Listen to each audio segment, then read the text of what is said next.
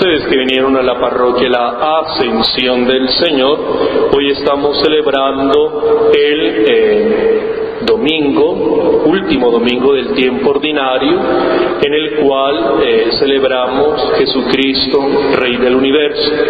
Y hemos leído el Evangelio de Lucas en el capítulo 23, versículo del 35 al 43. ¿Qué nos presenta este texto? Este texto nos presenta un elemento que nosotros no podemos perder de vista, y es la manera como Jesús es presionado socialmente.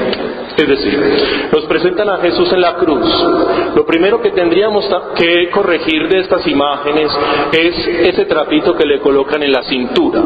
Ellos morían completamente desnudos. Y un judío todavía hoy es formado en la pureza a muy alto nivel.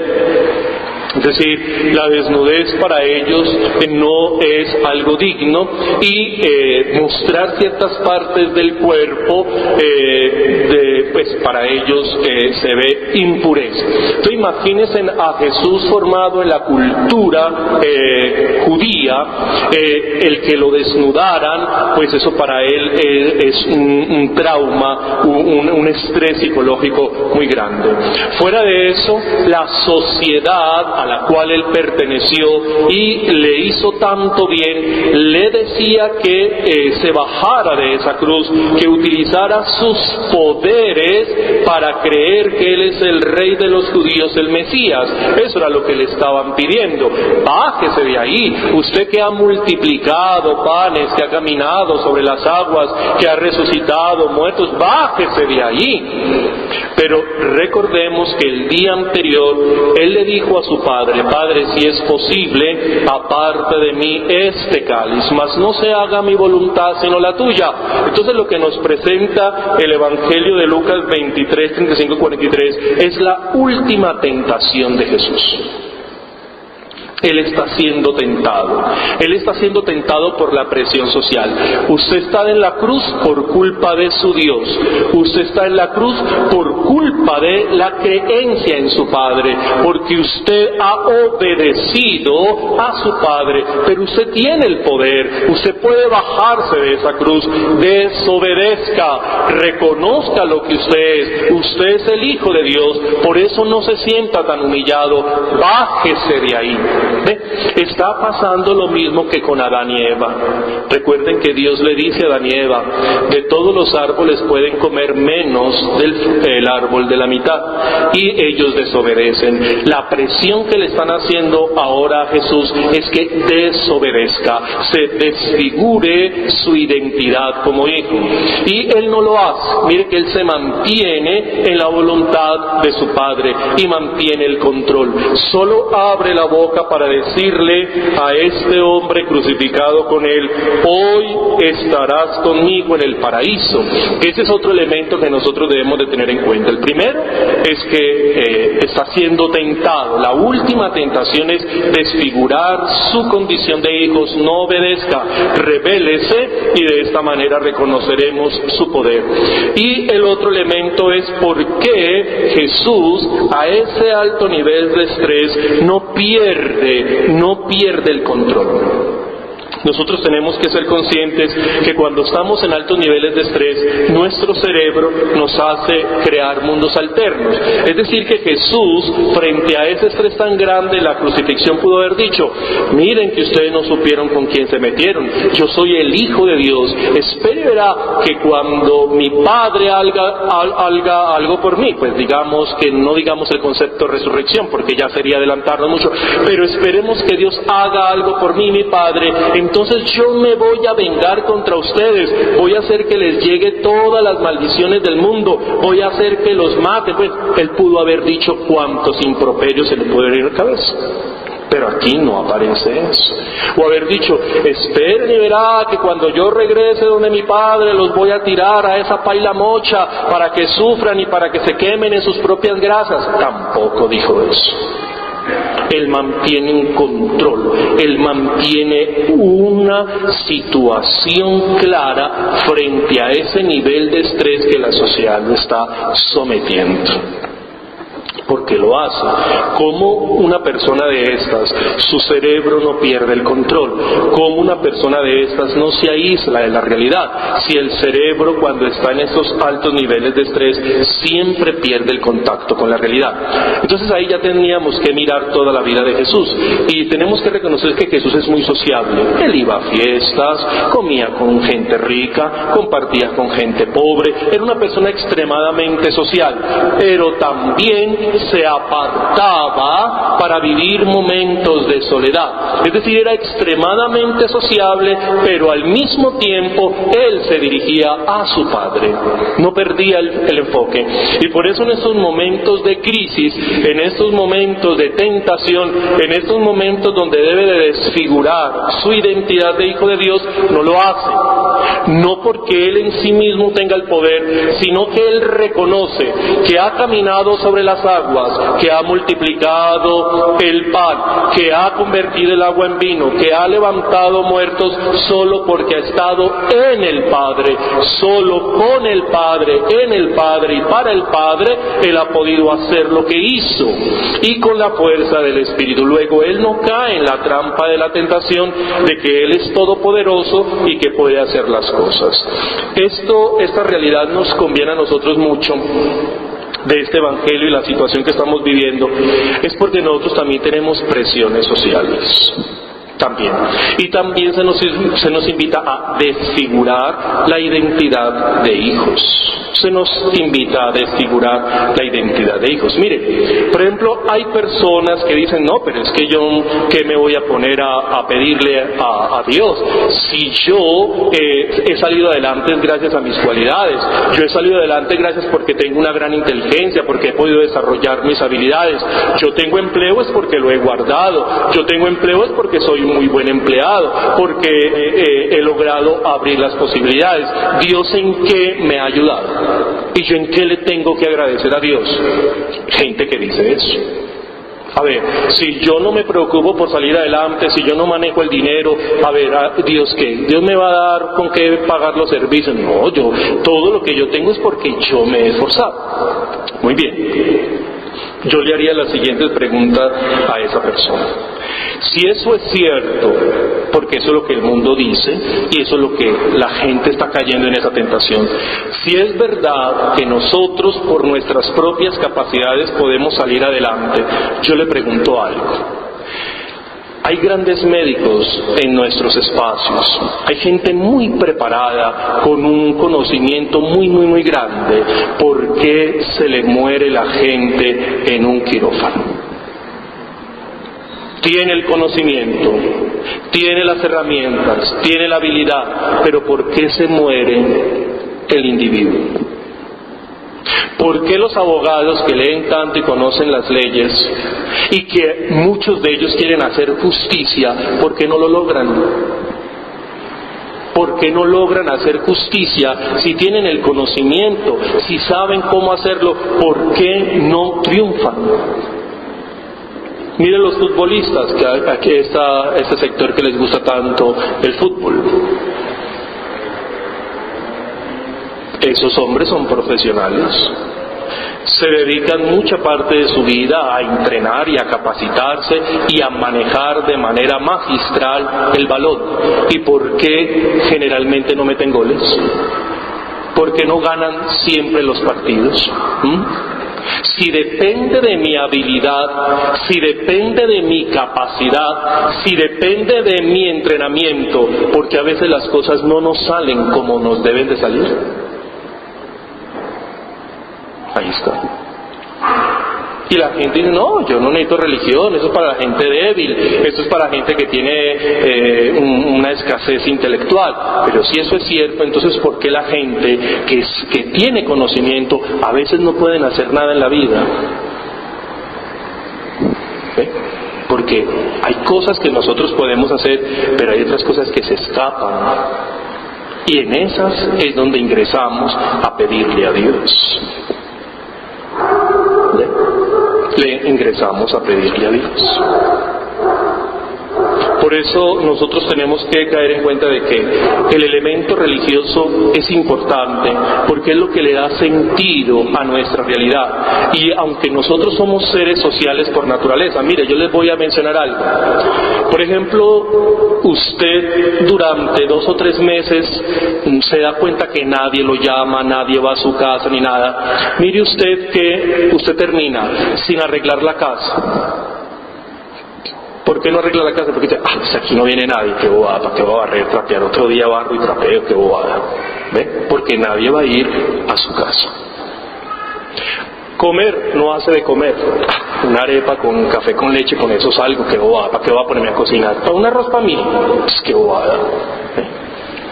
Limpiamos siempre y cuando estemos en relación. Cocinamos siempre y cuando estemos en relación. Y llegamos a tal punto que la gente ni se baña. ¿Y yo para qué me voy a bañar? ¿Qué bobada? ¿Acaso? Pues, qué pendejada, no me voy a bañar, qué bobada. No voy a salir para ninguna parte. Que no me voy a bañar, mañana me baño, qué bobada. Luego el acicalarse hace parte también de la vida social. Por eso uno se baña, se echa perfume, por eso se pone determinados colores, por eso se hace determinados cortes, porque vas a entrar en relación con. Si no fuera así, nosotros no nos preocuparíamos por nosotros mismos ni por nuestro entorno. Mira el nivel de socialización que tenemos. Entonces, cuando nosotros recibimos esa presión social, pues es una tentación muy grande y a veces no somos capaces de enfrentarnos a esa situación porque estamos débiles en el aspecto espiritual. Mire, Jesús es muy sociable, pero simultáneamente es una persona que pone su enfoque en la trascendencia. Era una persona que se sentía acogido y seguramente sentía un agrado por sentirse acogido socialmente, pero simultáneamente estaba con su Padre, es decir, no cae en la trampa de la aceptación social. Mientras que nosotros vivimos tan enredados en lo social que lo religioso lo dejamos en veremos. Entonces la gente viene a misa cuando le nace. La gente viene a misa porque, bueno, ¿qué más se va a hacer? Vamos pues, pero, qué bobada, yo no necesito reunirme en una iglesia, yo puedo orar a Dios a mi manera. No sé cómo lo hacen, pero dicen eso. Qué bobada, vienen a misa a las 7, 7:05 y a las 7:30 ya, no, pero eso tan largo, ya, corte pues, ya, qué bobada, ¿para qué hablar tanta bobada? ¿Ve? Es decir, que como entra, no sale, porque sale hasta peor, sale más aburrido, más cansado, más agotado. ¿Ve? ¿Por qué? Porque venimos a un espacio a celebrar unos rituales y a ver un señor disfrazado que ni siquiera sabemos cómo se viste. No sabemos. Y hacer un ritual que ni entendemos, pero ya cumplimos, no, porque es que yo soy católico, mi mamá y mi papá siempre me enseñaron a ir a misa, entonces por costumbre. Entonces perdemos ese elemento trascendental y cuando viene el estrés, cuando vienen las dificultades, no salimos victoriosos. Mire usted, hay muchas personas que sus vidas se les vuelve una tragedia cuando generan un proyecto de vida con otro ser humano y este ser humano no satisface como esos anhelos y esos proyectos existenciales y de pronto se desbarata. ¿Cuántas personas no se amargan la vida, empiezan a entrar en unos desórdenes existenciales? O mire usted, ha trabajado 20 años en una empresa, cada mes le colocaban el cuadrito, el mejor empleado del mes, pero cuando hicieron el recorte no lo pensaron 2 veces en despedirlo. ¿Dónde quedaron los cuadritos? ¿Dónde quedaron las medallas que te dieron? No, hay que recortar, qué pesado. Y usted le entregó su juventud, usted hizo que la empresa saliera adelante, usted se esforzó, pero hay que cortar con los empleados que llevan mucho tiempo. Eso es duro. Volver a comenzar después de tanto tiempo, eso es muy duro. O mire usted entregarle toda su juventud, su plata y su tiempo a un ser humano que cuando crece, en vez de generarle a usted satisfacción y que usted pueda ver fructífero, recoger esa cosecha que usted ha sembrado, lo único que hacen estos jóvenes es volver sus vidas unas porquerizas. Eso es frustrante. es frustrante. Sobre todo, miren ustedes cómo cuidan el cuerpo de sus hijos. Uno que vea a los padres de familia cómo cuidan ese cuerpo, que no les puede pasar nada porque inmediatamente los padres sufren, para que este muchacho de 14, 15, 16 años no lo piense dos veces en envenenarse consumiendo drogas psicoactivas. Eso es muy frustrante. Muy frustrante. Pues uno como papá, yo creo que debe ser muy frustrante que uno tener un hijo que le ha invertido tanto y el tipo no duda irse a envenenar su cuerpo con unas drogas, y uno ¿qué hace? ¿Cómo hago para sacarlo de ahí? ¿Qué hago? Y ya lo he metido en 3 instituciones para que se rehabilite y nada. Eso es muy frustrante. Porque yo creo que nadie quiere ver a su hijo tirado en un andén, nadie quiere ver a su hijo robando, nadie quiere ver a su hijo mal vestido y mal organizado, y de pronto que le llegue una noticia a su casa de que lo mataron. Horrible, ¿cierto? Entonces, eso es frustrante. ¿Y qué hace uno ahí? Cuando vienen esas situaciones y muchas otras que nos pueden pasar, es donde debemos de estar fortalecidos espiritualmente. Es donde debemos estar fortalecidos dentro de este elemento religioso. Venimos acá a comentarle a Dios los problemas que tenemos, quien se hizo hombre y murió en una cruz, para que nos ayude a caminar y no perdamos el control de nuestras existencias como mucha gente la pierde.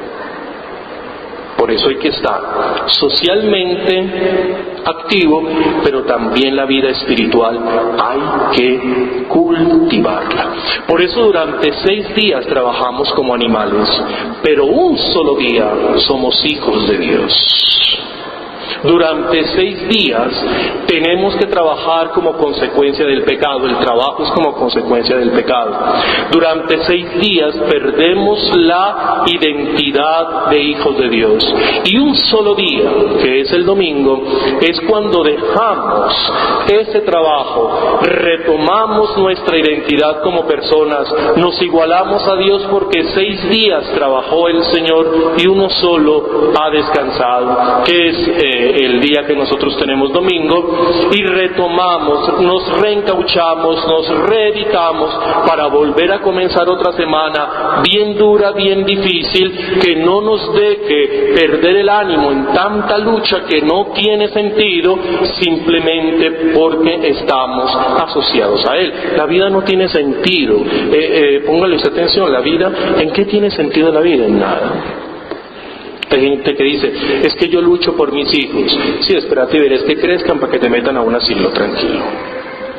No, que es que yo lucho por mi esposa, por mi... Sí, espérate que te pongan los cuernos, no se preocupe. Nada. Póngale énfasis donde lo tiene que poner. El único que da el sentido a la vida es quien la hizo. El único que le da el sentido a la vida es quien la sostiene. Y fuera de eso nosotros no creemos en cualquier Dios, creemos en Dios hecho hombre, muerto en una cruz y resucitado. Es decir, Dios no solamente se quedó en su esfera, sino que ingresa a nuestra realidad espacio-temporal y nos conoce. Por eso estamos acá, para no perder el ánimo en la lucha. Y cada vez que lleguen las dificultades y las crisis, porque yo creo que cualquiera de nosotros a veces se ha visto agotado en esas tentaciones sociales, en esos desafíos sociales que hoy tenemos, porque hoy la sociedad nos exige demasiado. Nosotros no tiramos la toalla solo por eso, porque venimos acá a decirle, mira Señor, tenemos esto, nos preocupa aquello, hemos logrado aquello, nos falta esto, danos un empujoncito, abre algunas alternativas y Dios actúa. Si nos salen mal las cosas, Dios hace que de eso malo salga algo bueno. Y si salen cosas buenas, los triplica, es decir, que no tenemos por dónde perder. Por eso yo creo que vale la pena, primero, participar de esa realidad, de ese sistema religioso, y segundo, cultivar nuestra realidad espiritual, y tercero, la sociedad nos está presionando muy fuerte y estamos perdiendo la batalla porque no nos estamos cultivando. Y uno de los elementos más importantes del ser humano, la especificidad del ser humano, es ser religioso. Somos los únicos seres simbólicos, somos los únicos seres que construimos la realidad en una simbología, y eso es la religión. El estar acá es estar construyendo nuestra realidad humana, y es lo que nos permite mantener un autocontrol frente al estrés de la vida, que muchas veces por no cultivar la espiritualidad terminamos cayendo en esas tentaciones sociales que se nos presenta. El Señor esté con vosotros.